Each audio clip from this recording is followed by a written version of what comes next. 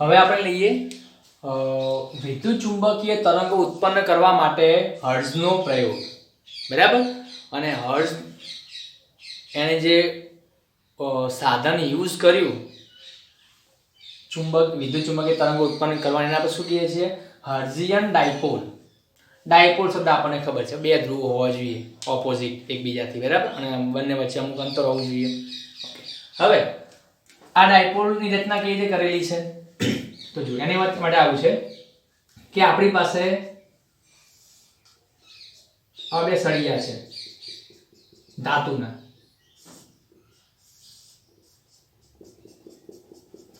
બરાબર, અને બંને વચ્ચે અમુક ચોક્કસ અંતર છે આ રીતે. ઓકે, અને આ ધાતુના સળિયાના બંને છેડે આવા ગોળાઓ લગાવેલા છે. આ પણ વાહક ગોળાઓ, ધાતુના જ ગોળાઓ છે, બરાબર. સળિયા પણ ધાતુના છે, ગોળાઓ પણ વાહકના છે. બંને સળિયાના છેડે આ રીતે ગોળાઓ લગાવેલા છે, અને આ ગોળાઓને આપણે પરિપથ સાથે સર્કિટ સાથે આને જોઈન્ટ કરેલા છે, બરાબર, આ રીતે. અને બંનેને આપણે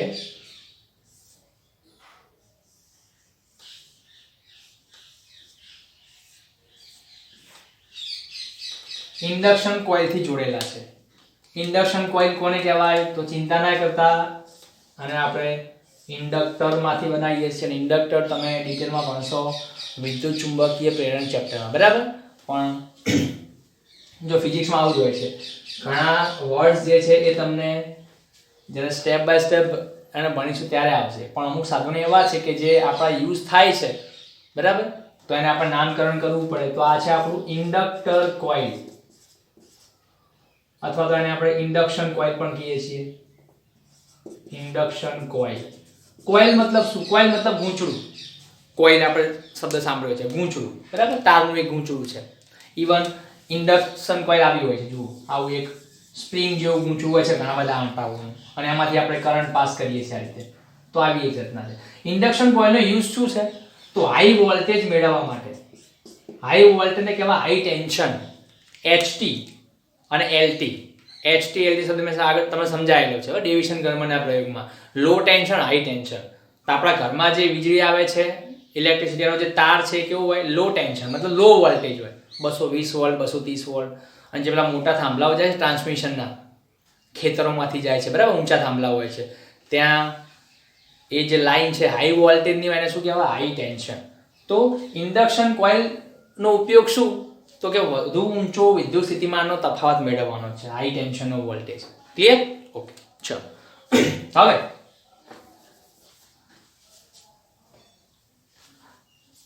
તો બસ આટલું છે. ઇન્ડક્શન કોઇલ છે, આ બાજુ ધાતુના ગોળા છે બંને, અને આ જે છે શું છે? સળિયા છે બંને. ક્લિયર? બે વચ્ચે અમુક જગ્યા છે, અને આ જે અંતર છે બે વચ્ચે એ સેન્ટીમીટરના ક્રમનું હોય છે, બરાબર, 10 સેન્ટીમીટર, 20 સેન્ટીમીટર. અને આને આપણે કહીએ છીએ spark gap. Spark gap. Clear? આ જગ્યાને. ઓકે, તો આને કહેવાય છે હર્ટ્ઝિયન ડાયપોલ. હવે વિદ્યુત ચુંબકીય તરંગો ઉત્પન્ન થયા કે નહીં એ ચેક તો કરવું પડે ને, કેમ કે તરંગો આપણે દેખાતા નથી, અનવિઝિબલ હોય છે, ઇનવિઝિબલ છે. તો એને આપણે અનુભવ કરી શકીએ. જેમ કે કરંટ જે છે આપણે દેખાતો અનુભવ કેવી રીતે કરાય? જો પ્લગમાં આંગળી નાખો તો ખબર પડે કે આ કરંટ આવી ગયો, બરાબર. ઓકે, તો એ રીતે વિદ્યુત ચુંબકીય તરંગોને ઓબ્ઝર્વ કરવા માટે આપણે રચના એની સામે મૂકી. એમાં આપણે શું કર્યું? સિમ્પલી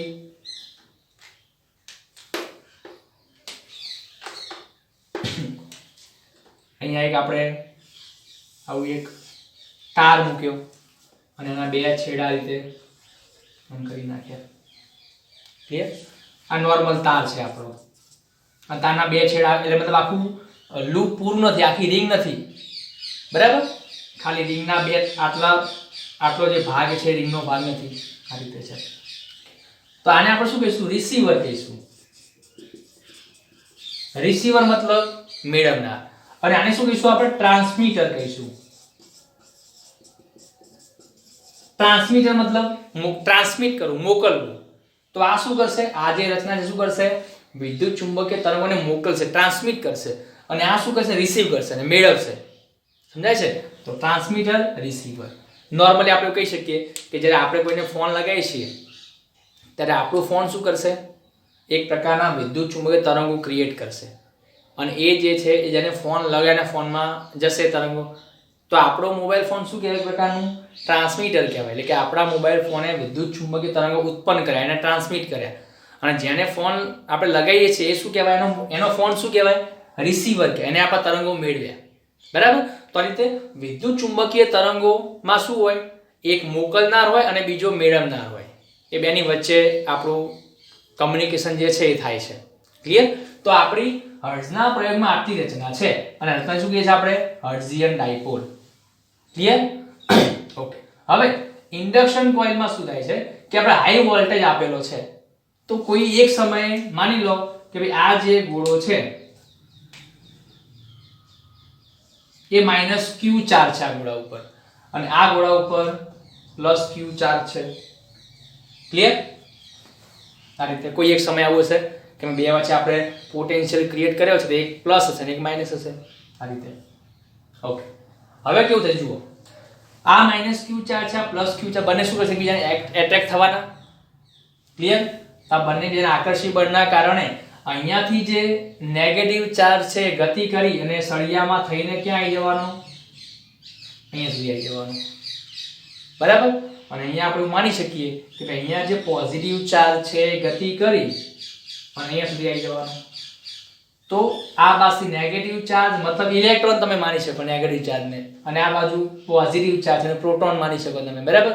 તો બંને ગતિ કરતા કરતા ક્યાં આવી ગયા, સળિયાના છેડા પાસે આવી ગયા. હવે વચ્ચે તો શું છે, કોઈ માધ્યમ છે જ નહીં, મતલબ તાર તો ક્યાંય કોઈ છે ને, સળિયો તો છે ને, હવાનું માધ્યમ છે, અને શું કહે છે, સ્પાર્ક ગેપ કહે છે. તો આપણો ચાર્જ જે છે ને અહીંથી અટકી ગયો, હવે આગળ વધી શકતો નથી. કેમ કે હમણાં જ કહ્યું મેં કે ભાઈ ચાર્જ વિદ્યુત ભારને ગતિ કરવા માટે શું જોઈએ, માધ્યમ જોઈએ. બરાબર? ઓકે. હવે આપણને ખબર છે કે આપણે હાઈ વોલ્ટેજ ક્રિએટ કરેલો છે. બરાબર? તો થશે કેવું કે ભાઈ અહીંયા પ્લસ પોઝિટિવ ચાર્જ, આ બાજુ નેગેટિવ ચાર્જ છે.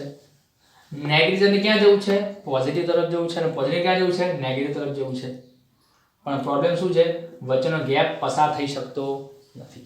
હા, પણ થયું કેવું જુઓ, હાઈ ટેન્શન છે, એટલો બધો હાઈ વોલ્ટ છે, કેટલો, 10⁶ વોલ્ટ પર મીટર. આટલો મિલિયન વોલ્ટ કહેવાય. બરાબર? 10⁶ વોલ્ટ પર મીટર, મતલબ 1 મીટરમાં કેટલો વોલ્ટ છે, 10⁶. ક્લિયર? તો થશે કેવું કે આટલો હાઈ વોલ્ટેજ આપવાથી જે આપણું ઇલેક્ટ્રિક ફિલ્ડ છે આટલું ક્રિએટ થઈ ગયું. 10⁶ વોલ્ટ પર મીટર કોનો એકમ છે, વિદ્યુત ક્ષેત્રનો એકમ છે. તો આટલું હાઈ ઇલેક્ટ્રિક ફિલ્ડ આ બેની વચ્ચે ક્રિએટ થાય છે. અને આપણને ખબર છે કે જ્યારે આટલું પ્રબળ વિદ્યુત ક્ષેત્ર જ્યારે અવકાશમાં ઉત્પન્ન થાય ત્યારે શું થાય, આસપાસની હવાનું આયનીકરણ થઈ જાય. તમને આ મેં ડિટેલમાં ભણાવ્યું હતું કેપેસિટરની થિયરીમાં.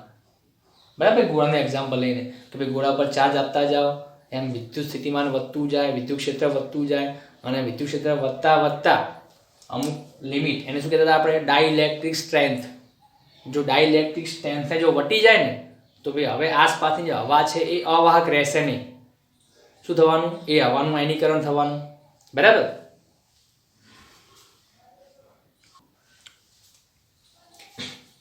બરાબર? તો થશે કે જુઓ, આ જે પોઝિટિવ ચાર્જ છે આ એની આસપાસ ઇલેક્ટ્રિક ફિલ્ડ હશે આ રીતે. બરાબર? એની વેલ્યુ ખૂબ જ વધી ગઈ, આ રીતે 10⁶ જેટલી થઈ ગઈ. તો શું થયું કે આસપાસ જે હવાના જે કણો ભ્રમણ કરતા ગેપની વચ્ચે એના જે ઇલેક્ટ્રોન્સ છે ને એ શું કરવાના, આ પ્લસ ચાર્જ તરફ ખેંચાવવાના. ક્લિયર? તો થયું કેવું કે આ હવામાં જે ઇલેક્ટ્રોન છે પરમાણુઓના, એ ઇલેક્ટ્રોન અહીંયા ખેંચાઈ જાય છે આ તરફ.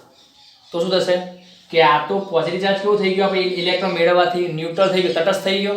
પણ એક ઇલેક્ટ્રોન જ્યારે હવાના કણમાંથી જતો રહે તો આ હવાનો ચાર્જ કેવો થઈ ગયો, પોઝિટિવ થઈ ગયો. બરાબર? ઓકે. તો શું થયું, અહીંથી ઇલેક્ટ્રોન પ્લસ તરફ ખેંચાયો.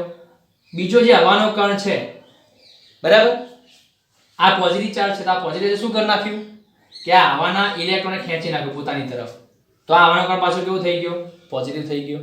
પછી આ પોઝિટિવ ચાર્જ જે છે એને શું કર્યું બાજુના આવાના કણના ઇલેક્ટ્રોન ખેંચી નાખ્યો. તો એમ કરતા કરતા ઇલેક્ટ્રોન જે છે આ રીતે હવાના જે ઇલેક્ટ્રોન ક્યાં પહોંચી જવાના પ્લસ તરફ. ક્લિયર? અને છેલ્લે જે પોઝિટિવ ચાર્જ છે ત્યાં મળી જવાનો આ નેગેટિવ તરફ.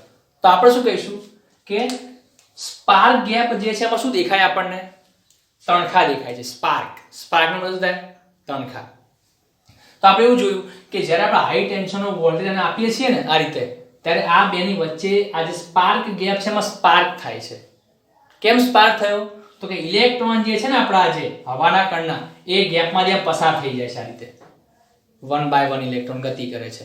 અને આપણને ખબર છે કે જ્યારે આ રીતે ગતિ કરતા ઇલેક્ટ્રોન અથડાય એકબીજાને મતલબ આ જે પરમાણુ છે હવાના બધા એ ઇલેક્ટ્રોનને ખેંચતાણ કરવામાં શું થવાનું ઘર્ષણ થવાનું અને એના કારણે એક પ્રકારના તણખા થાય છે. એને શું કહેવાય છે સ્પાર્ક ગેપ કહેવાય છે. સમજાય છે? તો આપણે શું કીધું કે જો હાઈ ટેન્શનનો વોલ્ટેજ આપ્યો ઇલેક્ટ્રોન જે છે એ આ સ્પાર્ક ગેપમાંથી પસાર થાય છે હવાના રીતે અને અંદર સ્પાર્ક થાય છે. થોડા સમય પછી જોયું કે જેવો અહીંયા સ્પાર્ક થયો ને એવો સ્પાર્ક આપણે અહીંયા પણ જોવા મળ્યો. જો આ સ્પાર્ક લાગે આ રીતે તમે બતાવો ને બરાબર એવો જ સ્પાર્ક તમને અહીંયા જોવા મળ્યો આ બે તારની વચ્ચે મતલબ આ જે તારના ટુકડા છે બે એન્ડ એની વચ્ચે જોવા મળ્યો આપણને. બરાબર એટલો નહીં થોડો ઓછો જોવા મળ્યો.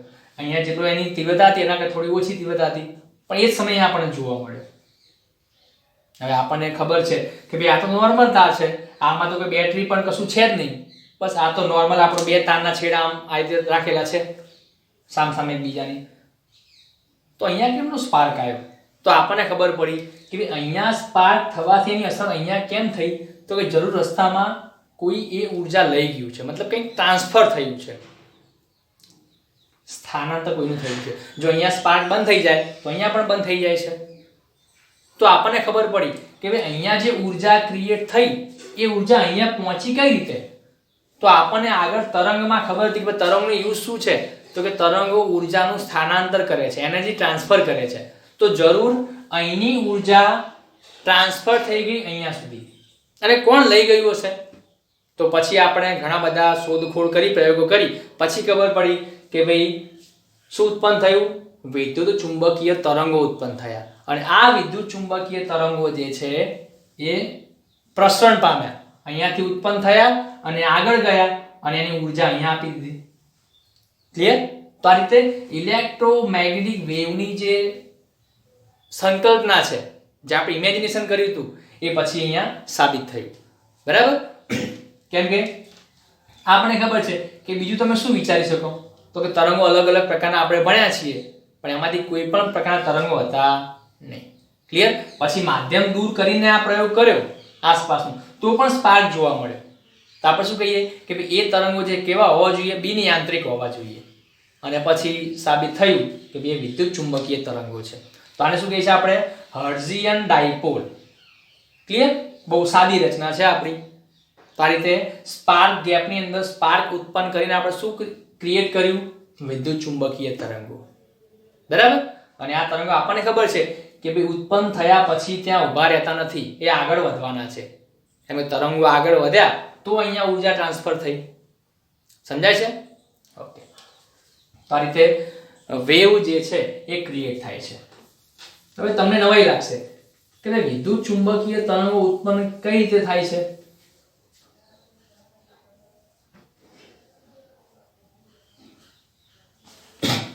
તો તરંગો ઉત્પન્ન થવા માટે શું જોઈએ તો આપણને ખબર છે કે નોર્મલી તરંગનું નેચર કેવું છે સાઇન વિધેય.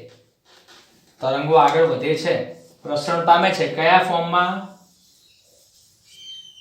આ શું કહીએ છીએ આપણે એને સાઇનોસોઇડલ વેવ કહીએ છીએ. તો કોઈ પણ પ્રકારના હોય ધ્વનિ તરંગો હોય કે પછી દોરીમાં તરંગો હોય કે પછી પાણીમાં તરંગો કે પછી પ્રકાશના તરંગો હોય કોઈ પણ પ્રકારના તરંગો જે છે એ માધ્યમમાં જ્યારે આગળ વધશે ત્યારે કયા વિધેય પ્રમાણે બદલાશે સાઇન વિધેય પ્રમાણે. મતલબ વેલ્યુ વધશે 0 થી વધતા વધતા મેક્સિમમ થવાની પાછી ઘટતા ઘટતા 0 થવાની પાછી ડાયરેક્શન ચેન્જ થઈ જવાની પાછી 0 થી વધતા વધતા નેગેટિવ સાઈડ મેક્સિમમ થવાની, પાછી 0 થવાની, આ રીતે બદલાતી જાય છે. સમજાય છે? ઓકે. તો જો વિદ્યુત ચુંબકીય તરંગો ઉત્પન્ન થયા હોય તો એ પણ તરંગ કયા માધ્યમ મતલબ કયા ફોર્મેટમાં આગળ વધ્યા હશે? સાઇન વિધેય પ્રમાણે. બરાબર.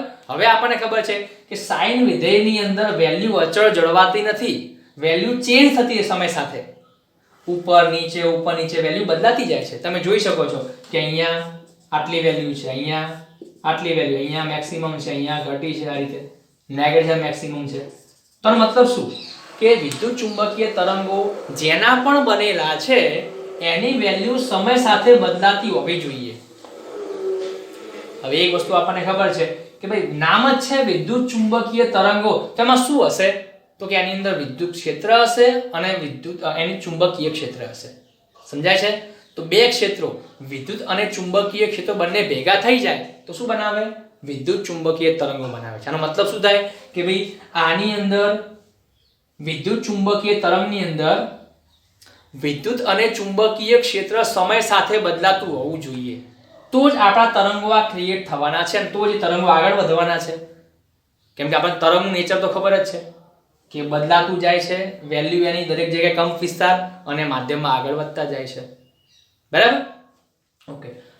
તો હવે વિદ્યુત ક્ષેત્ર અને ચુંબકીય ક્ષેત્ર સમય સાથે આપણે કઈ રીતે બદલી શકીએ? તો આપણે આગળ પેલા સ્થાનાંતર પ્રવાહની થિયરીમાં જોઈ ગયા કે જો આપણે સમય સાથે બદલાતું જતું વિદ્યુત ક્ષેત્ર આપણે ક્રિએટ કરી નાખીએ તો એના કારણે શું ક્રિએટ થવાનું? કરંટ. અને કરંટ શું બનાવશે? ચુંબકીય ક્ષેત્ર બનાવશે. અને એ ચુંબકીય ક્ષેત્ર પણ સમય સાથે બદલાતું જવાનું છે. સમજાય છે? તો એક ક્રિએટ કરવાથી બીજું આપોઆપ ક્રિએટ થઈ જાય છે. મતલબ એકવાર આપણે જો કોઈ ઇલેક્ટ્રિક ફિલ્ડમાં આપણે ચેન્જ કરી નાખીએ કોઈ રીતે, તો એ ચેન્જના કારણે પછી આપોઆપ બી બનવાનો છે અને એ પણ ચેન્જ થતો રહેવાનો છે. તો આપણે શું કર્યું? Buy one get one free. એકને ચેન્જ કર્યો અને બંનેમાં ચેન્જ સતત બનતા જાય છે. બરાબર? તો હવે પ્રોબ્લેમ એ થાય કે ભાઈ ઈમાં ચેન્જ થાય કઈ રીતે? જો ઈમાં સમય સાથે ચેન્જ થઈ જાય તો dE/dt શું બની જવાનો? I બનશે અને I શું બનાવશે પછી? E બનાવશે. એમ્પિયર મેક્સવેલનો નિયમ આપણે હમણાં જોયો.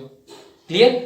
તો પ્રોબ્લેમ ક્યાં છે કે આ થવું જોઈએ, આ થાય પછી આગળ પહોંચી વળીશું આપણે.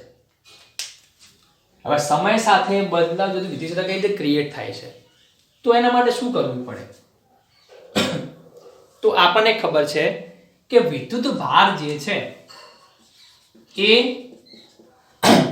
બે સ્થિતિમાં હોઈ શકે કે ભાઈ કાં તો એ સ્થિર હોય કાં તો એ ગતિમાં હોય. બરાબર?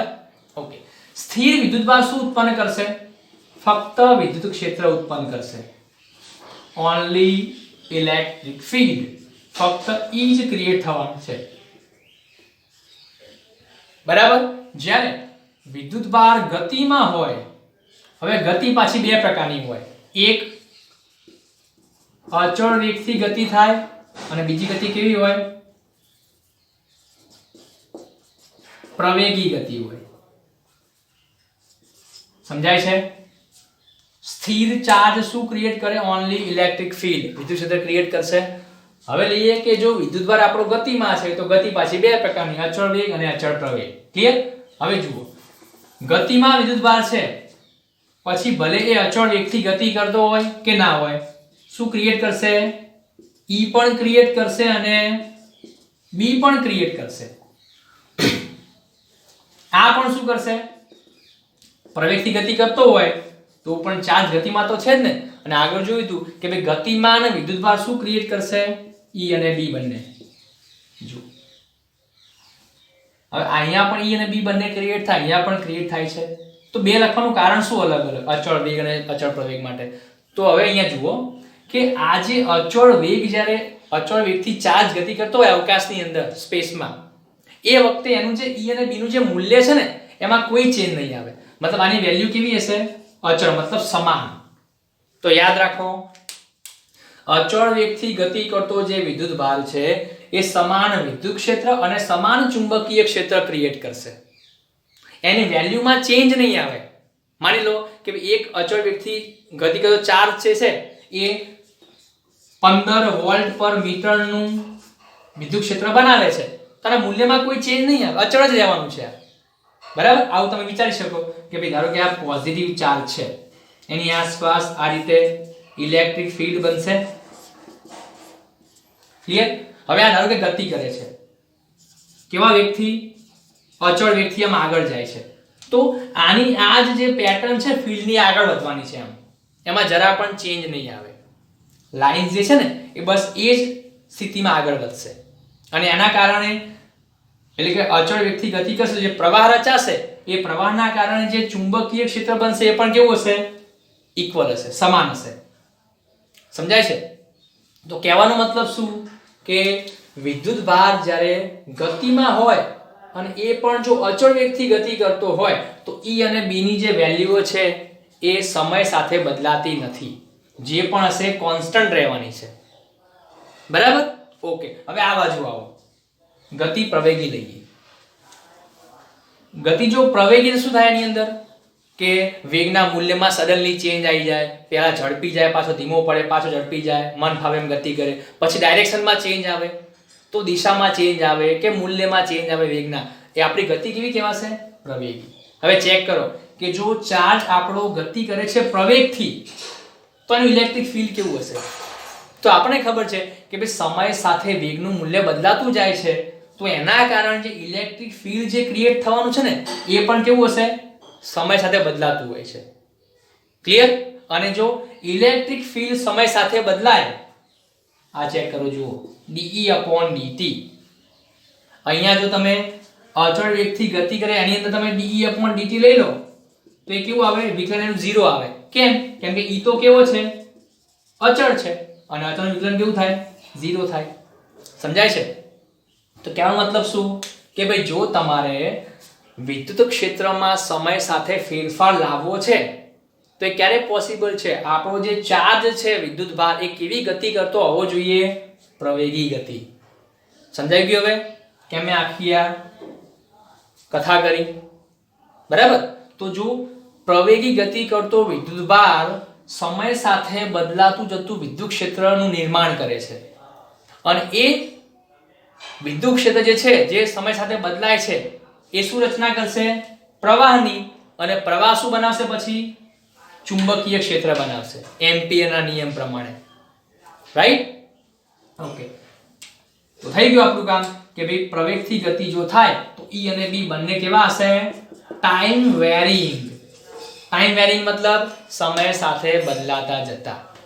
હવે તમે ચેક કરો કે ભાઈ આ જે મેં તમને સમજાવ્યો પ્રયોગ, હર્ટ્ઝનો પ્રયોગ, કે ભાઈ અહીંયા સ્પાર્ક થયો, અહીંયા પણ સ્પાર્ક મળ્યો, અને રસ્તામાં આપણા તરંગો ગયા, અને એ તરંગોમાં શું હશે? તો વિદ્યુત ક્ષેત્ર અને ચુંબકીય ક્ષેત્ર સમય સાથે બદલાતું હોય છે સાઇન વિધેય પ્રમાણે. અને હાલ આપણે કહ્યું કે ભાઈ જો ઇલેક્ટ્રિક ફીલ્ડ એટલે કે વિદ્યુત ક્ષેત્ર સમય સાથે બદલાવું છે તો આપણો જે ચાર્જ છે કેવો ગતિ કરવો જોઈએ? પ્રવેગથી. હવે તમે ચેક કરો કે ગતિ પ્રવેગથી થાય છે કે નહીં? તો આન્સર ઇઝ યસ, થાય છે. કેમ? તો કે જુઓ અહીંયા -q હતો, અહીંયા +q છે. બંને પહેલા કેવા છે? એક જે દૂર છે, બે વચ્ચે શું ક્રિએટ થવાનું? ઇલેક્ટ્રિક ફીલ્ડ ક્રિએટ થવાનું. હવે જેમ જેમ ચાર્જ નજીક આવતા જાય છે આકર્ષી બળના કારણે, એમ બે વચ્ચે જે વિદ્યુત ક્ષેત્ર કેવું બનતું જવાનું? પ્રબળ બનતું જવાનું. ક્લિયર? ઓકે. પછી બંને ગતિ કરતા ક્યાં પહોંચી ગયા? સ્પાર્ક ગેપ પાસે પહોંચી ગયા. એ વખતે બે વચ્ચેનું ચોક્કસ ડિસ્ટન્સ છે. ક્લિયર? હવે શું થયું કે અહીંથી જે ઇલેક્ટ્રોન છે એટલે કે આ જે પોઝિટિવ ચાર્જ છે એને હવાનું આયનીકરણ કરી નાખ્યું, અને હવાનો જે પ્લસ છેલ્લો ચાર્જ રહેવાનો છે મેં તમને સમજાવ્યું એ ક્યાં જવાનો? નેગેટિવ તરફ. તો બંને પછી ભેગા થઈ ગયા, પોઝિટિવ અને નેગેટિવ. હવે જો પ્લસ અને માઇનસ ચાર્જ વચ્ચે ડિસ્ટન્સ 0 હોય એ વખતનું ઇલેક્ટ્રિક ફીલ્ડ કેવું હોય? ચેક કરો તમે. Infinity, maximum. સમજાય છે? પોઝિટિવ અને નેગેટિવ બંને ભેગા થઈ જાય તો બે વચ્ચે ડિસ્ટન્સ કેવું? 0. સમજાય છે? સાવ તો ભેગા નહીં, પણ થોડું બંને વચ્ચે અંતર એ પ્રમાણની કન્ડિશન લઈએ છીએ આપણે. જો આ 0 છે તો આપણું ઇલેક્ટ્રિક ફીલ્ડ કેવું હશે? kq/r². કેવું હશે? ઇન્ફિનિટી. તો આપણે E કેવું બનશે? મેક્સિમમ બનશે. બરાબર? તો જુઓ થયું કેવું? ઇલેક્ટ્રિક ફીલ્ડ પહેલા ઓછું હતું, વધતા વધતા કેવું થઈ ગયું? મેક્સિમમ થઈ ગયું. પછી શું કર્યું આપણે? આ જે ઇન્ડક્શન કોઇલ છે એનો વોલ્ટેજ ઉલટાઈ નાખ્યો આપણે, તો આ પછી ગોળો કેવો બની ગયો પ્લસ અને આ કેવો બની ગયો માઇનસ. તો હવે જે શરૂઆતમાં જે પ્રોસેસ થઈ હતી એના કરતા અહીંયા કેવી થવાની, હવે ઉલટી થવાની, ઊંધી પ્રોસેસ, કેમ કે ધ્રુવો ઉલટાઈ ગયા. હવે કેવું થવાનું કે અહીંથી જે શરૂઆતમાં ઇલેક્ટ્રોન આપણો પ્લસ થી માઇનસ તરફ આમ ગયો હતો એ હવે ક્યાં આવવાનું માઇનસ થી પ્લસ તરફ. અને એ વખતે પણ બંને દૂર દૂર છે, નજીક આવશે મેક્સિમમ અને ઉલટેલી દિશામાં થશે. સમજાય શું કહેવા માંગુ છું? તો પહેલી કન્ડિશન કઈ આવી આપણી, દૂર છે બંને ચાર્જ, તો ઇલેક્ટ્રિક ફીલ્ડ કેવું હશે ઓછું હશે. પછી નજીક આવશે વધતા વધતા કેવું થવાનું મેક્સિમમ. જેવા ધ્રુવો ઉલટાઈ ગયા, ચાર્જ ઊંધી ગતિ કરવાનો, દિશાની બદલાઈ જવાની, તો વેલ્યુ પાછી કેવી હશે આની નીચે આવશે અને પછી નેગેટિવ મેક્સિમમ થવાનું. આ રીતે સમજાય છે?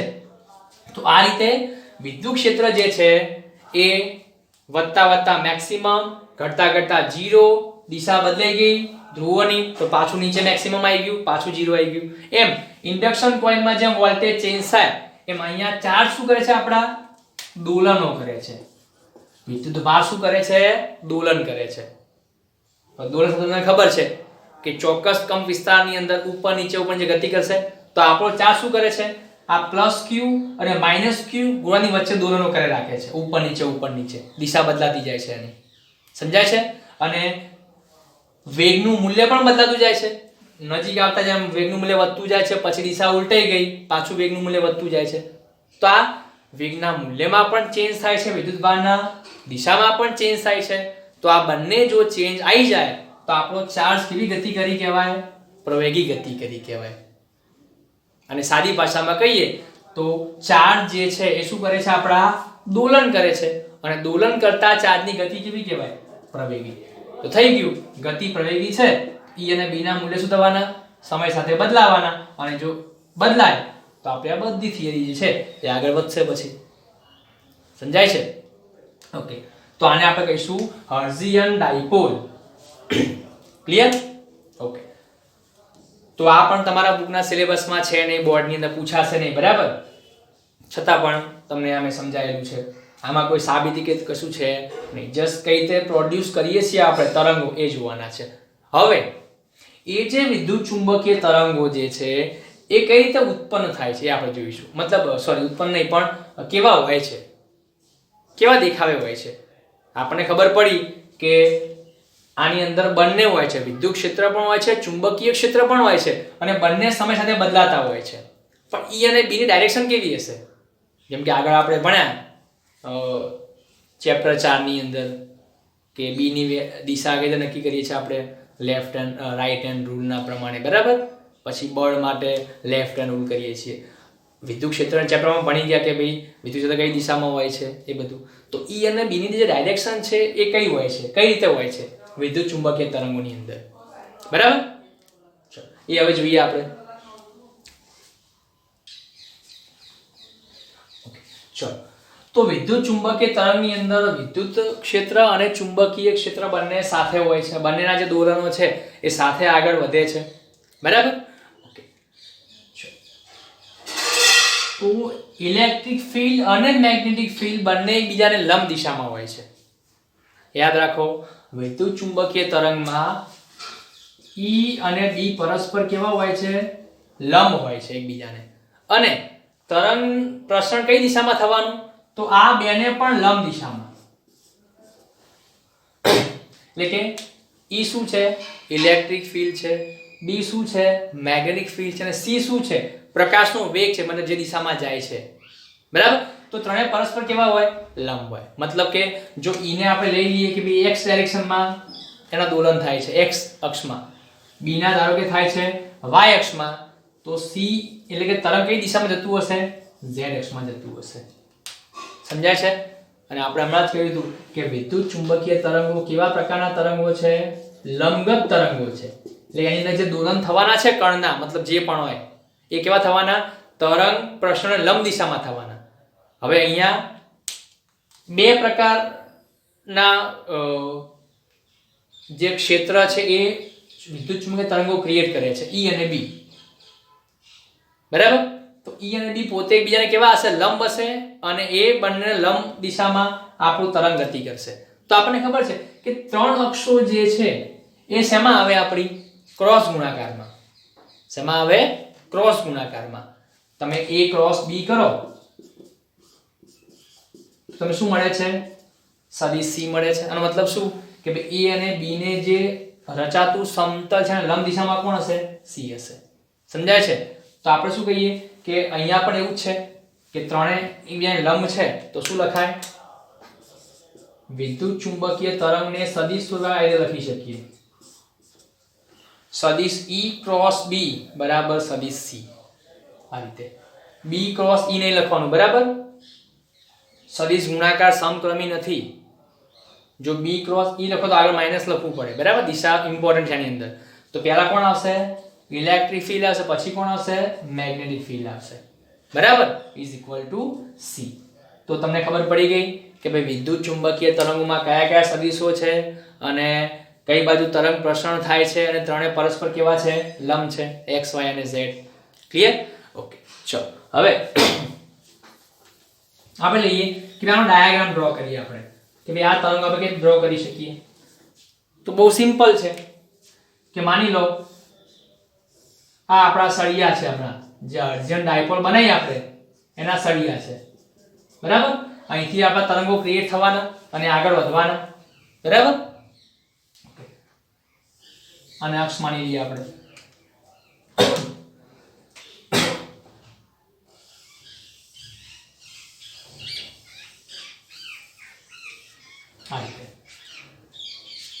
આ છે આપણા ધારો કે વિદ્યુત ક્ષેત્ર ના સદિશો E જ્યાં ઉપર નીચે દોલન કરે છે બરાબર. આપણું તરંગ એ બાજુ જાય છે આમ આગળ જાય છે આ બાજુ નામ આપી દેવાનું. ધારો કે આપણે x અક્ષ લઈ લઈએ આ ઊભી છે ને આપણે y અક્ષ લઈ લઈએ. તો જુઓ ઇલેક્ટ્રિક ફીલ્ડ આપણું y અક્ષ માં ઉપર નીચે બદલાય છે તરંગો આગળ વધે છે કઈ દિશામાં x દિશામાં. તો ચુંબકીય ક્ષેત્ર ક્યાં હશે z માં હશે. હવે z ક્યાં હોય બહાર દિશામાં હશે. તો જુઓ શું થશે આની અંદર આ છે વિદ્યુત ક્ષેત્ર દોલનો ઉપર નીચે આ રીતે અને આ શું છે આ ચુંબકીય ક્ષેત્રના અને બંને E અને B બંને પરસ્પર લંબતો છે ને પાછા ક્યાં જાય છે આમ આગળ જાય છે. તો કઈ ડાયરેક્શન છે આપણી તરંગ પ્રસરણ ડાયરેક્શન છે અને આપણે શું કહીએ ધારો કે સદિશ C કહી દઈએ. સમજાય છે. તો હવે 3 ડાયમેન્શન છે તો આને કઈ રીતે ડ્રો કરવું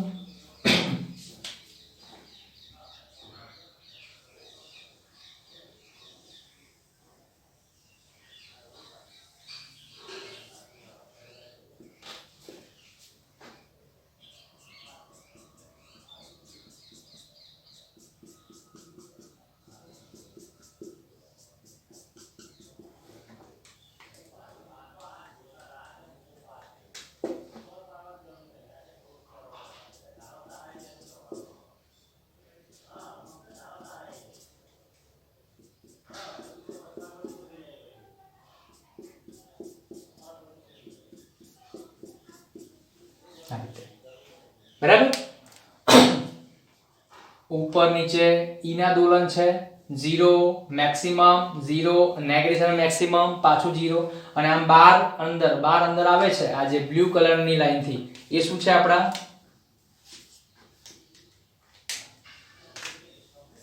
આ સદિશ કોના છે આપડા B ના સદિશ છે. ક્લિયર. જો તમારે વધારે સમજવું છે તો હું લખી દઉં કે આ કઈ દિશામાં છે B k કેપ z અક્ષમાં છે અને આને શું લખી દઉં E j કેપ અને આ બાજુ C શું આવશે C I કેપ. ક્લિયર. તો I j k થઈ ગયું 3 3. ઓકે તો શું દેખાય તમને જુઓ આ આપણું થઈ ગયું વિદ્યુત ચુંબકીય તરંગનો ડાયાગ્રામ. તમારે પૂછાય તો આ દોરવાનો છે આની અંદર. મેં તમને એક વસ્તુ નવી જાણવા મળશે મતલબ કે ઇલેક્ટ્રિક ફીલ્ડ જ્યારે મેક્સિમમ થઈ ગયું 0 થી વધતા મેક્સિમમ થયું ને ત્યારે આપણું ચુંબકીય ક્ષેત્ર સ્ટાર્ટ થાય છે મતલબ 0 ઉપર છે. જુઓ એ અહીંયા દેખાય છે. તો મેં ડાયાગ્રામ જે બનાવ્યામાં શું ધ્યાન રાખ્યું છે કે જ્યારે ઇલેક્ટ્રિક ફીલ્ડ મેક્સિમમ છે ત્યારે મેગ્નેટિક ફીલ્ડ 0 છે અને જ્યારે વધતા વધતા આ જે મેગ્નેટિક ફિલ્ડ છે ચુંબકીય ક્ષેત્ર એ જ્યારે મેક્સિમમ થાય તો ઇલેક્ટ્રિક ફિલ્ડ કેવું છે 0 છે 3 ડાયમેન્શનમાં છે તમે સમજી શકો છો શું મતલબ કે આ રીતે આ ઇલેક્ટ્રિક ફિલ્ડ છે મેગ્નેટિક ફિલ્ડ છે બંને સાથે ગતિ કરતા નથી એક મેક્સિમમ છે ધારો કે ઇલેક્ટ્રિક ફિલ્ડ છે આ ઉપર છે આની વેલ્યુ મેક્સિમમ આ કેવી છે 0 છે પછી આ ઘટતા ઘટતા 0 એ પહોંચ્યું આ ક્યાં આવી ગયું ઉપર આવી ગયું મેક્સિમમ થઈ ગયું સમજાય છે ને આમ બંને સાથે હોતા નથી ઇલેક્ટ્રિક ફિલ્ડ આ મેગ્નેટિક ફિલ્ડ છે પછી આ રીતે મેગ્નેટિક ફિલ્ડ ઇલેક્ટ્રિક ફિલ્ડ બંને સાથે આવતા નથી સમજાય છે આ રીતે તો તમે શું કહી શકો કે એકની વેલ્યુ મેક્સિમમ હોય અને બીજાની વેલ્યુ 0 હોય તો બે વચ્ચે કડા તફાવત કેટલો હોય તમે તરંગ ચરણ ભણી ગયા છો π/2 કેટલો હોય π/2 સમજાય છે આપણે એક આમ તરંગ બનાવી દઈએ આ રીતે તો આ આપણું ઇલેક્ટ્રિક ફિલ્ડ છે અને મેગ્નેટિક ફિલ્ડ અહીંથી સ્ટાર્ટ થાય છે અહીંથી આમ આગળ વધવાનું છે આ રીતે તો આ બે વચ્ચે જે ગેપ છે એ શું કહેવાય કડા તફાવત કહેવાય બે વચ્ચે કડા તફાવતનો મતલબ શું થાય કે બંને તરંગની સ્ટાર્ટિંગ પોઝિશન એકબીજાથી કેટલી દૂર છે કેટલું અંતર છે બે વચ્ચે બરાબર તો તમને ખબર છે કે ભાઈ આ જે અંતર છે બે વચ્ચે કેટલું આવવાનું તો આ 0 કહેવાય આ કેટલું કહેવાય π/2 કહેવાય આ π કહેવાય આ 3π/2 કહેવાય અને આ 2π કહેવાય એક આખા તરંગને અમે 4 ભાગ કરી શકીએ તો આ ચેક કરો મેક્સિમમ અને આ વેલ્યુ 0 છે બે વચ્ચે કેટલું અંતર છે 0 થી π/2 આનો મતલબ શું કહેવાય કે સ્ટાર્ટિંગમાં જ્યાંથી વિદ્યુત ચુંબકીય તરંગો ઉત્પન્ન થયા બરાબર એ વખતે વિદ્યુત ક્ષેત્ર અને ચુંબકીય ક્ષેત્ર વચ્ચે કેટલો કડા તફાવત હોય છે 90 π/2 જેટલો બંને સમાન કડામાં હોતા નથી એક મેક્સિમમ બીજું 0 પછી પેલું મેક્સિમમ થાય પેલું 0 થઈ જવાનું આગળ પાછળ બંને વધવાના છે ક્લિયર ઓકે પછી બીજી વસ્તુ ચલો બે વચ્ચે કડા તફાવત 90 છે પણ કોણ પહેલું છે ને કોણ પછી છે પહેલું કોણ ક્રિએટ થઈ ગયું ઇલેક્ટ્રિક ફિલ્ડ અને એના થોડા સમય પછી π/2 જેટલા કડા તફાવત પછી કોણ ઉત્પન્ન થયું ચુંબકીય ક્ષેત્ર સમજાય છે તમે એ પણ જોઈ શકો કે જો π/2 જેટલો કડા તફાવત હોય તો સમયમાં કેટલો ડિફરન્સ હોય કે ભાઈ કેટલા સમય પછી આ ઉત્પન્ન થવાનું છે તો જેમ આપણે કડાના ફોર્મમાં 0 થી 2π લખી દઈએ એમ ટાઈમના ફોર્મમાં આ એક દોલન પૂરું કહેવાય આખા તરંગનું તો ટાઈમ કેટલો લાગે તો એક દોલન પૂરું કરવા માટે લાગતો સમય કેટલો કહેવાય આવર્તકાળ t જેટલો કહેવાય તો 0 થી t ના 4 ભાગ કરી નાખવાના તો આ ભાગ કેટલો આવે t/4 કહેવાય આ કેટલો આવે t/2 આવે આ કેટલો આવે 3t/4 આવે અને આ t આવે ક્લિયર તો જેમ 0 થી 2π કડાના 4 ભાગ કર્યા એમ 0 થી t આવર્તકાળના હું 4 ભાગ કરું તો π/2 કડા તફાવત કોને સમતુલ્ય કેટલા ટાઈમને સમતુલ્ય છે t/4 સમજાય છે તો આપણે શું કહીશું કે ભાઈ પહેલું કોણ ઉત્પન્ન થયું વિદ્યુત ક્ષેત્ર અને એ ઉત્પન્ન થયા પછી t/4 જેટલા સમય પછી કોણ ઉત્પન્ન થયું ચુંબકીય ક્ષેત્ર જ્યાં t શું છે તો આ દોલનનો આવર્તકાળ છે બરાબર હવે આ તરંગના દોલનો એની આવૃત્તિ કેટલી હશે એનો આવર્તકાળ કેટલો હશે બરાબર આવૃત્તિ કહો કે આવર્તકાળ કહો બંને સરખા છે f અને 1/t બરાબર ઓકે તો કે આ જે તરંગો ક્રિએટ થયા વિદ્યુત ચુંબકીય તરંગો એનું એક ચક્કર પૂરું કરતા કેટલો ટાઈમ લાગશે મતલબ એક દોલન પૂરું કરતા અથવા એક સેકન્ડમાં કેટલા દોલન થશે કોના પર ડિપેન્ડ કરે તો આ તરંગની જે આવૃત્તિ છે ને આવૃત્તિ એ કોના જેટલી હોય તો જેટલી આ વિદ્યુતભારના દોલનની આવૃત્તિ હોય યાદ રાખો હર્ટ્ઝિયન ડાયપોલમાં જે આપણો વિદ્યુતભાર ગતિ કરતો હતો દોલન કરતો હતો પહેલા બંને નજીક આવવાના દિશા ઉલટાવવાની પાછા દૂર જવાના પાછા નજીક આવવાના તો એની જે દોલનની આવૃત્તિ હતી કે ભાઈ એક સેકન્ડમાં કેટલી વાર નજીક દૂર આવે છે રીતે એ દોલનની આવૃત્તિ જેટલી જ આવૃત્તિ આપણા આ તરંગોની હોય છે સમજાય છે ફરીથી વિદ્યુત ભારના દોલનની આવૃત્તિ જેટલી જ આવૃત્તિના વિદ્યુત ચુંબકીય તરંગો ઉત્પન્ન થાય છે ક્લિયર ઓકે તો ત્યાં જે વિદ્યુતભાર ગતિ કરતો હશે અને એની જે આવૃત્તિ છે એના પર આપણે શું કાઢી શકીએ, આવર્તકાળ t ની કાઢી શકીએ અને એ આવર્તનો ચોથો ભાગ કરો એટલા ટાઈમ પછી કોણ ક્રિએટ થવાનું, આપણું ચુંબકીય ક્ષેત્ર B થશે જનરેટ. ઓકે, તો કેમ આવું હશે? પહેલા કેમ વિદ્યુત ક્ષેત્ર ઉત્પન્ન થાય છે અને પછી ચુંબકીય ક્ષેત્ર ઉત્પન્ન થોડું લેટ? તો આપણને એક વસ્તુ ખબર છે કે ભાઈ વિદ્યુત ક્ષેત્ર જે છે એને વિદ્યુતભાર ગતિમાં હોય કે ના હોય કોઈ ફરક પડતો નથી. વિદ્યુત ક્ષેત્ર 24 અવર હાજર જ છે, સમજાય છે? પણ ચુંબકીય ક્ષેત્ર ક્યારે બને છે? તો ચુંબકીય ક્ષેત્ર શું જરૂરી છે કે ભાઈ ચાર્જ ગતિમાં આવે પછી હું બનું. કે ભાઈ જેવો ચાર્જ ગતિમાં આવે શું રચાય? પ્રવાહ. અને પ્રવાહ બન્યા પછી B બને છે, સમજાય છે? તો જે વસ્તુ વિદ્યુતભારની સાથે જન્મથી જ સાથે હોય એ પહેલા બનવાનું છે. તો વિદ્યુત ક્ષેત્ર જે છે એ વિદ્યુતભારનો આંતરિક ગુણધર્મ છે. ચાર્જ ગતિમાં છે નથી કેવો છે કોઈ ફરક પડતો નથી, બરાબર? એટલા માટે વિદ્યુત ચુંબકીય તરંગો પહેલા કોણ બનશે? વિદ્યુત ક્ષેત્ર બને છે. T/4 જેટલા ટાઈમ પછી કાં તો π/2 જેટલા કળા તફાવત પછી કોણ બને છે? ચુંબકીય ક્ષેત્ર બને છે, બરાબર? શરૂઆતમાં આ રીતે હોય છે. અને આ જે તરંગો છે એ ક્યાં જવાના? આગળ વધવાના. તરંગો આગળ વધવાના જ છે, એ ત્યાં રોકાઈ રહેવાના નથી. આપણે ખબર છે કે ભાઈ તમે દોરીમાં જર કાપો તો જગ તો તમે અહીંયા જ આપેલો છે, તો પછી આગળ કેમ જાય છે? તો એક પ્રોપર્ટી છે, તરંગનો ગુણધર્મ છે કે એક જગ્યાએ તમે વિક્ષોભ ઉત્પન્ન કર્યો એ વિક્ષોભ આગળ વધવાનો જ છે. પાણીમાં પથ્થર ફેંકો તો શું થવાનું? એક વલય બનવાનું. એ વલય શું ત્યાં ઊભું રહેવાનું છે? ના, એ વલય ક્યાં જવાનું? આગળ. અને એની જગ્યાએ શું બનશે? એક નવું વલય બનશે. એ પાછું જૂનું બની જવાનું, એ જવાનું આગળ, પાછું નવું ત્રીજું વલય બનશે.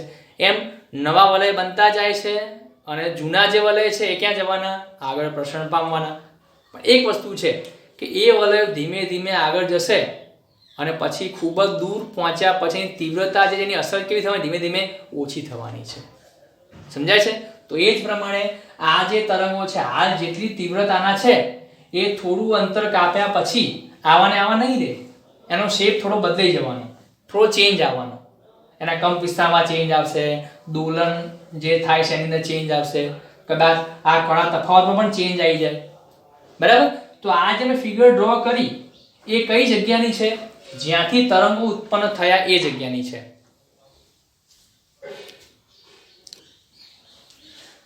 પછી આ તરંગો જ્યારે સ્પેસમાં આગળ વધશે ત્યારે અતિ દૂરના અંતરનો શેપ કેવો હશે? તો એ કંઈક આ રીતે હશે, જુઓ.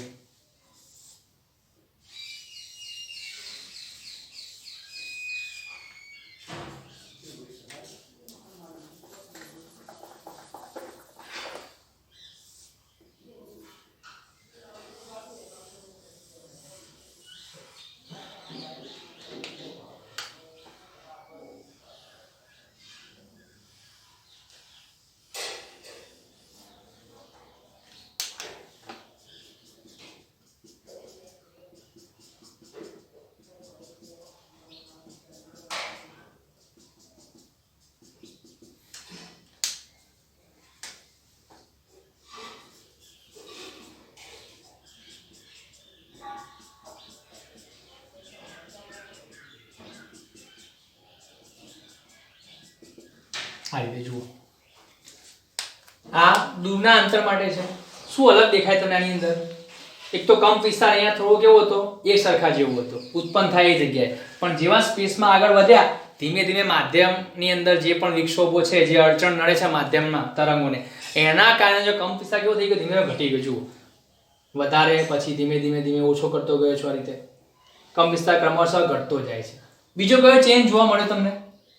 કળા તફાવતમાં જુઓ, અહીંયા બે વચ્ચે કેટલો તફાવત હતો? π/2 જેટલો. મતલબ એક મેક્સિમમ ત્યારે બીજું સ્ટાર્ટ થાય છે, 0 ઉપર હતું.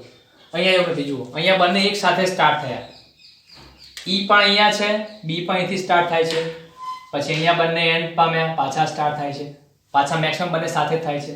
તો આપણે શું કહીશું કે ખૂબ જ દૂરના અંતરે તમે જાઓ એ વખતે આ E અને B ના જે સદિશો છે એ કેવા કળામાં આવી જવાના? સમાન કળામાં. આ જે કળા તફાવત ધીમે ધીમે ઘટતો જવાનો, ઘટતા ઘટતા બંને કેવા થઈ જવાના? ઇક્વલ થઈ જવાના. પછી બંને સાથે આગળ વધવાના છે. બરાબર. તો સ્ટાર્ટિંગમાં બંને કેવા હતા? દુશ્મનો હતા, બંનેને બનતી નથી, પણ જેવા આગળ ગયા રસ્તામાં દોસ્તી થઈ ગઈ એમની, પછી બંને હાથ મિલાવીને સાથે આગળ ચાલે છે. બરાબર. તો આટલું યાદ રાખો. પછી એક બીજી વસ્તુ, ઉદ્ગમ. આ શું છે આપણું? ઉદ્ગમની નજીકના તરંગો. હા, અને આ શું છે? ઉદ્ગમથી દૂરના તરંગો છે. ક્લિયર? અંતર કાપ્યા પછીના છે. ઓકે. ઉદ્ગમ નજીકના જે તરંગો હોય ને એની તીવ્રતા 1/r³ મુજબ ઘટતી જાય છે. તીવ્રતા દેખાય તમે જો. તીવ્રતા મતલબ એની જે તાકાત છે તરંગોની, એનો જે કંપ વિસ્તાર છે, એની જે અસર છે, એ બધી જે અસર છે શું થવાની? 1/r³ મુજબ ઘટતી જવાની. મતલબ શું? જેમ જેમ અંતર વધશે શરૂઆતમાં, જેવા ઉત્પન્ન થયા ત્યાંથી શરૂઆતમાં, એ વખતે તીવ્રતા ઝડપી ઘટી જાય છે. જુઓ, 1/r³ અનુસાર. એટલે કે અંતર જો ડબલ કરશો તમે 2r જેટલું, તો તીવ્રતા કેટલી થવાની? 2/3, 8મા ભાગની થવાની. સમજાય છે? અને પછી જ્યારે આ તરંગો દૂર પહોંચે છે અને બંને સમાન કળામાં આવશે, એ વખતે એની જે તીવ્રતા છે એ 1/r અનુસાર ઘટે છે. શું મતલબ? તો વિદ્યુત ચુંબકીય તરંગોની તીવ્રતામાં ઘટાડો ઝડપી ક્યાં હોય છે? ઉદ્ગમની નજીક હોય છે. શરૂઆતમાં ઝડપી ઘટાડો થઈ જાય એનો જે થવાનો હોય, અને પછી આગળ ગયા પછી ઘટાડો ધીમો પડી જાય અને કેવો થઈ જવાનો? 1/r પ્રમાણે. સમજાય છે? એટલા માટે આપણે એવું કહી શકીએ કે જ્યાંથી તરંગો ઉત્પન્ન થયા, મતલબ જે ટ્રાન્સમીટર છે ત્યાંથી તરંગો જ્યારે બહાર નીકળે ને ત્યારે એની જે અસર હતી એ ઝડપી ઓછી થઈ ગઈ, અને પછી થોડું અંતર કાપ્યા પછી એને ઝડપી અંદર ચેન્જ આવતો નથી. 1/r પ્રમાણે ઘટાડો થાય છે. બરાબર. તો જો હું આનો પ્રોપરલી ડાયાગ્રામ બનાવું, બંનેને કનેક્ટ કરીને, દૂર નજીકના બંને ભેગા કરીને, તો એ ડાયાગ્રામ કેવો બનશે?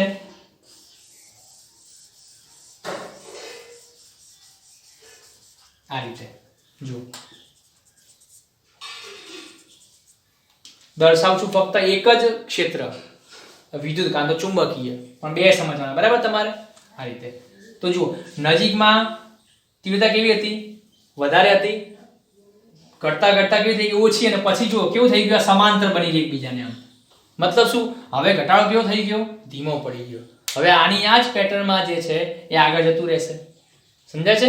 તો આ બંને અલગ અલગ ડાયાગ્રામ છે, નજીકના ઉદ્ગમની, દૂરના, અને આ જે છે બેનો કનેક્ટ કરીને કોમન ડાયાગ્રામ છે. ક્લિયર? ઓકે. તો આ રીતે બંને બાજુ અને ડિફરન્સ પણ સમજાઈ નાખ્યો કે ત્રણ પરસ્પર લંબ છે, E, B અને C. કેટલો કળા તફાવત છે, કોણ આગળ કોણ પાછળ, કઈ ડાયરેક્શન છે, તીવ્રતા કઈ છે, નામ શું છે. ઓકે. પછી બી એક બીજી વસ્તુ છે કે ઉદ્ગમની નજીકના જે આ તરંગો છે ને એને આપણે કહીએ છીએ ઇન્ડક્ટિવ ઘટકો.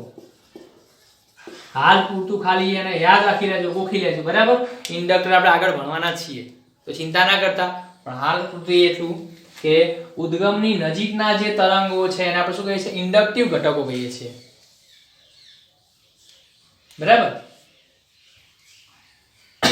અને ઉદ્ગમથી દૂરના જે ઘટકો છે એને કહેવાય છે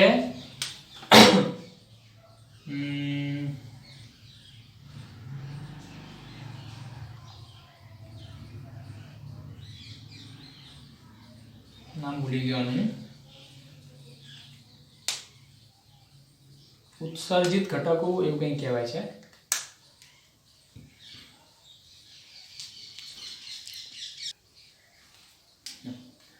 અને કહેવાય છે ઉત્સર્જિત ઘટકો. કદાચ નામમાં ભૂલ થઈ શકે. બરાબર? આટલું મને લગભગ યાદ છે. નજીકના ઘટક કહેવાય ઇન્ડક્ટિવ ઘટકો અને દૂરના ઘટકને કહેવાય છે ઉત્સર્જિત ઘટકો. ઓકે.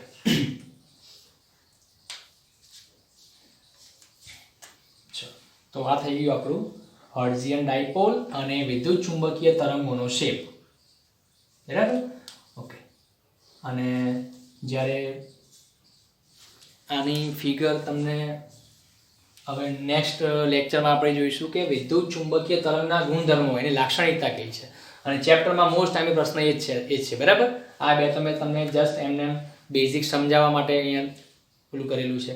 આ ક્વેશ્ચન પૂછાતા નથી. પણ સૌથી મેજર વસ્તુ એ છે કે એકવાર વિદ્યુત ચુંબકીય તરંગો આપણે બનાવી નાખ્યા પછી એના ઉપર આપણે પ્રયોગો સ્ટાર્ટ કર્યા તો આપણને અલગ અલગ લાક્ષણિકતા જોવા મળી, એનું બિહેવિયર કેવું હોય છે, બરાબર. અને બિહેવિયરના આધારે પછી એના આપણે ઉપયોગો સ્ટાર્ટ કર્યા. તો આપણો સૌથી મોસ્ટ પ્રશ્ન 100%, 99% પણ નહીં, 100% પૂછાવાની શક્યતા છે. કેમ કે આખા ચેપ્ટરમાં બસ એક જ પ્રશ્ન છે. ચેપ્ટર આપણું 3 લેક્ચરનું છે, એટલા માટે આપણે ચોથું પૂરું કર્યા પછી 8મું લઈએ છીએ. 5મું પણ નાનું જ છે ચુંબકનું, બરાબર, પણ એ પછી લઈએ, પહેલાં આને પૂરું કરી નાખીએ આપણે, બરાબર. ઓકે, તો 3 લેક્ચરનું ચેપ્ટર જેના માટે આપણે રાખ્યું છે. ઓકે, તો નેક્સ્ટ આપણે એ જોઈશું. એક્ઝામ્પલ પણ તમને એના જ જોવા મળશે, બરાબર. તો જો કોઈને કોન્સેપ્ટમાં ખબર ના પડી હોય તો બહુ ચિંતા ના કરતા, એક્ઝામમાં પૂછાશે નહીં. પણ જેને રસ છે, કંઈક જાણવું છે, બરાબર, એના માટે આપણા 2 લેક્ચર અલગ અલગ ફાળવેલા છે. ક્લિયર? Okay, thank you.